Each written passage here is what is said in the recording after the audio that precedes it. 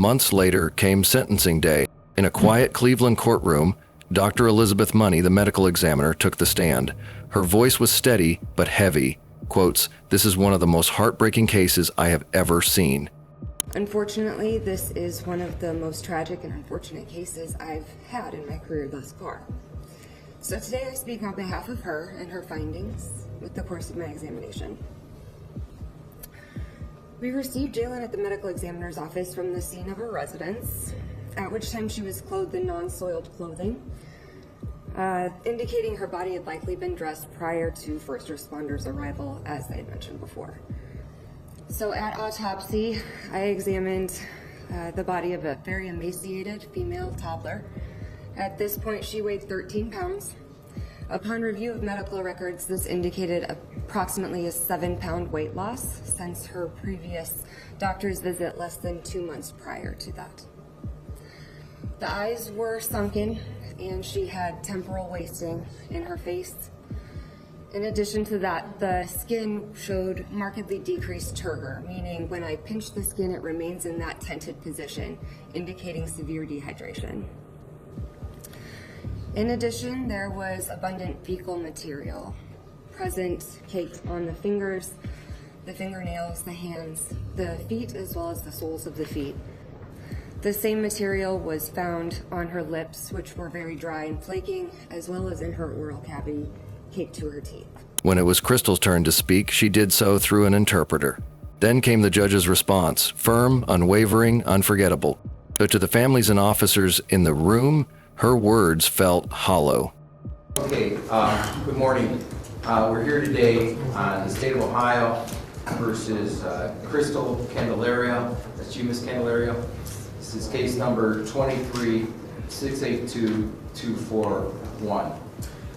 Representing you, Ms. Candelario, is Mr. Derek Smith and Mr. P.J. Mulligan. And representing the state of Ohio is Ms. Anna Ferelia and Ms. Jordan Mason. Before we start, we've had numerous pre-trials on this matter, and we have an interpreter here that's been involved in all the proceedings, and Robert is here. Robert, do you want to stand up? Robert, you've been involved with the court. Your training and credentials as an interpreter has been reviewed by this court, and you are familiar with the National Association for Judiciary Interpreters and Translators, the Code of Ethics and Professional Responsibility, and you've interpreted here many times in this court.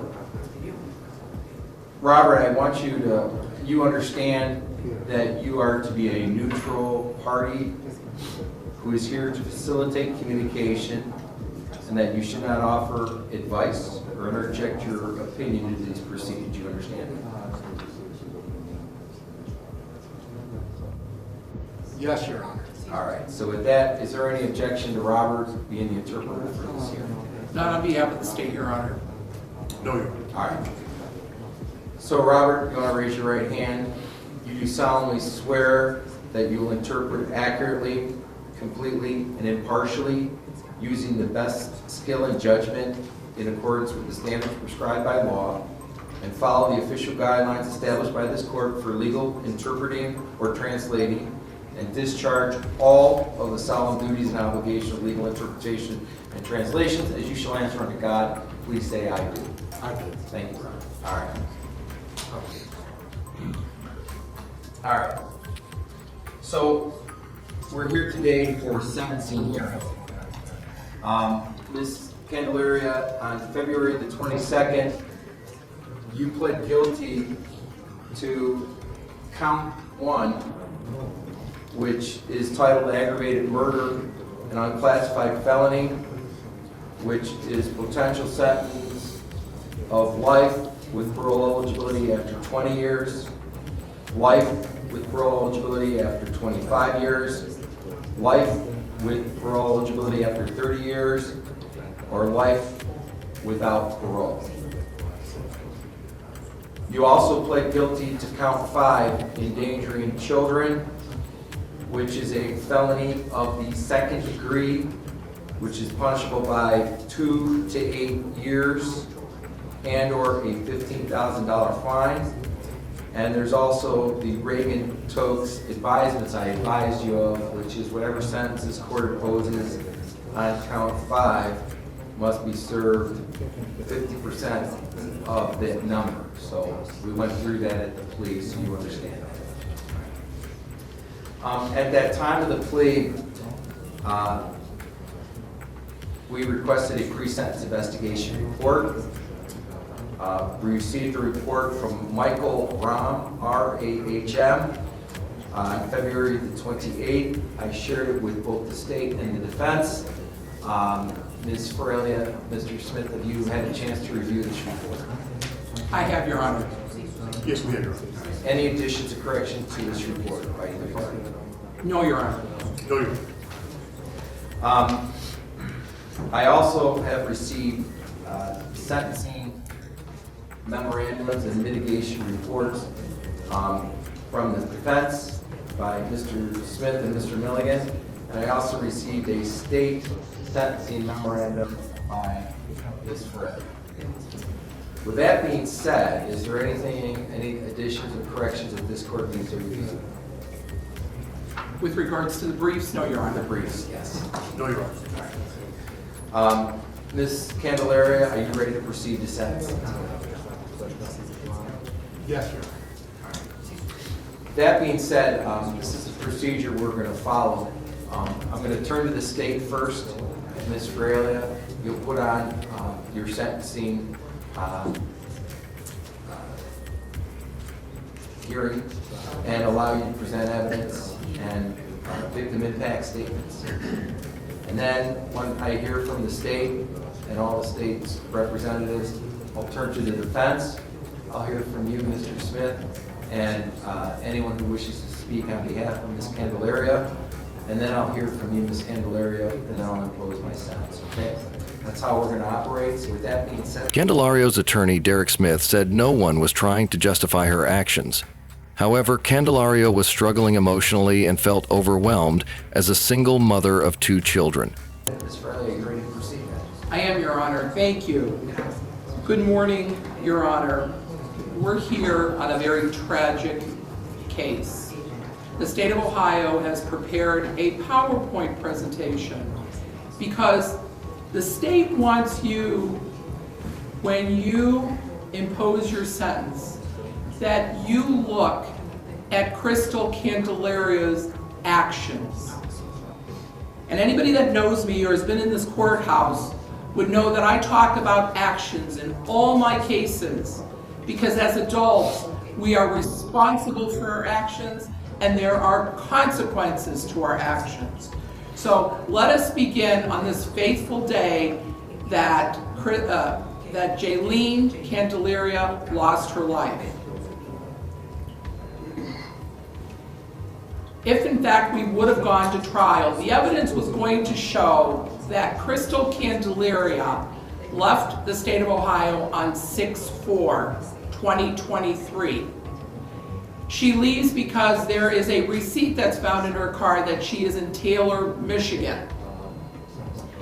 Unbeknownst to Ms. Candelario, her neighbors had Ring doorbell, and the Cleveland Police Department Homicide Unit has gone through 648 hours and videos of the Ring doorbell, which you're going to see in this presentation. With regards to Ms. Candelario, she returns to Cuyahoga County on 6/6 at 7:41 a.m.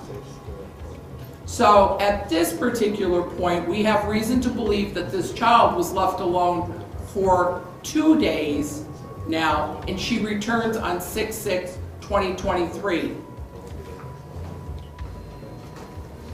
Additional cameras show her again at 11:51 on 6/6 and on 5/24 of 6/6. She is taking a suitcase and now leaving Cuyahoga County.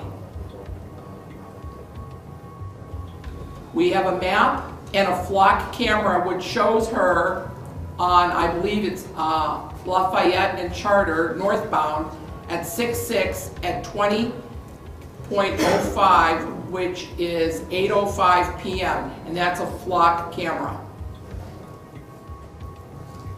Through the search warrants, we were able to retrieve her Spirit airline tickets that showed her departure and her return from Puerto Rico. She was gone from 6/8 to 6/11.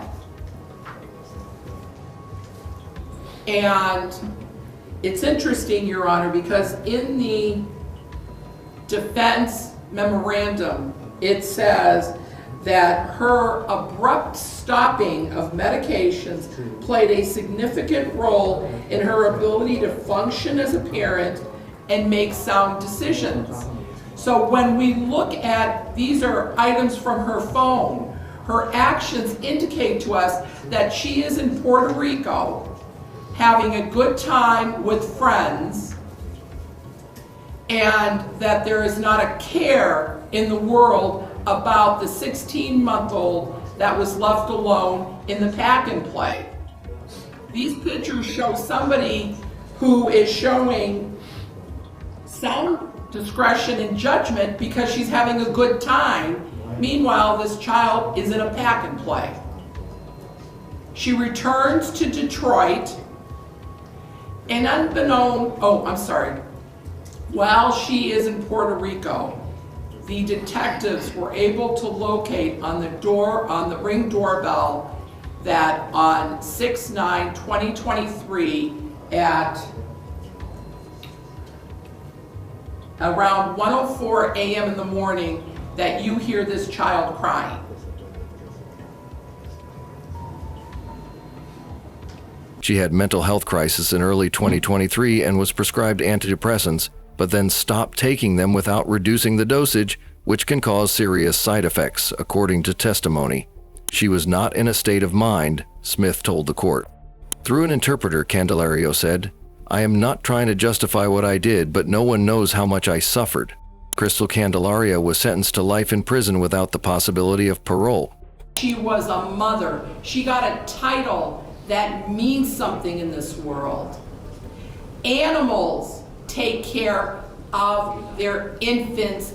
Now it's time for the family to speak. Instead, I see photos of you on a beach while your child was eating her own feces in an attempt to survive.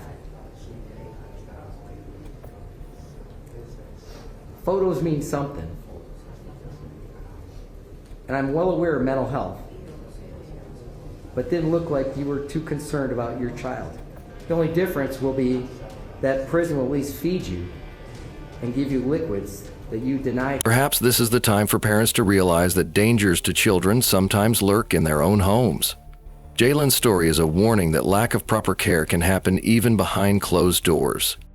It's a moment for parents to realize how crucial awareness and intervention truly are.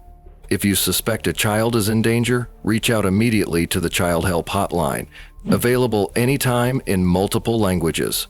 Follow Liu True Crime for more stories that shed light on child safety. Before we close, please remember that every detail presented in this documentary is drawn from verified records, official reports, and first-hand accounts. The events shown involve real people, families, and communities whose lives were forever changed.